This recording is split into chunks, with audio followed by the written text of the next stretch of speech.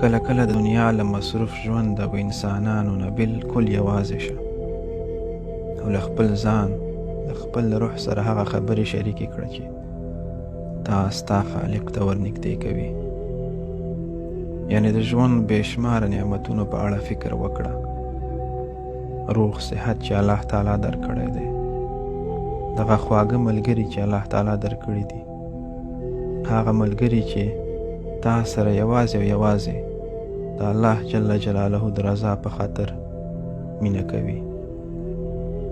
هغه کسانو ته وګوره چې الله تعالی ستا د ژوند برخه ګرځولې ده، ستا کورنۍ، ستا خوږه مورکۍ، ستا مهربانه پلار، ستا ورونه او خویندې، هغه ذات چې ته په میلیاردونو انسانانو کې د ایمان په خوږو نازولی یو مسلمان یې پیدا کړی یې، او بالاخره د هغه عظیم ذات هغه رب موجودیت حس کړه چې په هره سختۍ او تنهایۍ کې در سره مل دی او هیڅ انسان ته دې نه سر ټیټی کوي.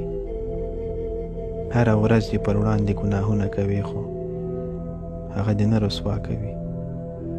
هره ورځ یې د مخلوق زړونه ازاروي خو هغه د توبې موقع درکوي، او بالاخره هره ورځ ورسره وعده کوي خو هیروي او پروا یې نه ساتي.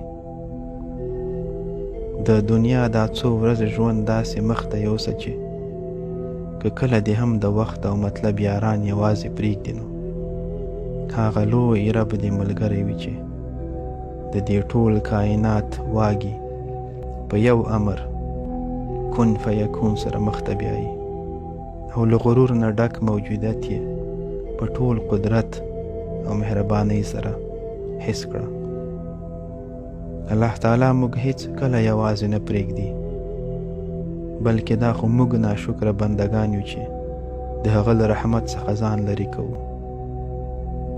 چا چې د الله تعالی د هدایت پیروي وکړه نو هغه به نه ګمراه شي او نه به په بدبختۍ کې اخته شي، او چا چې د الله تعالی له ذکر نه مخ واړاو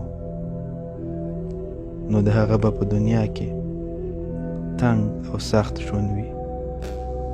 السلام علیکم ورحمة الله وبرکاته.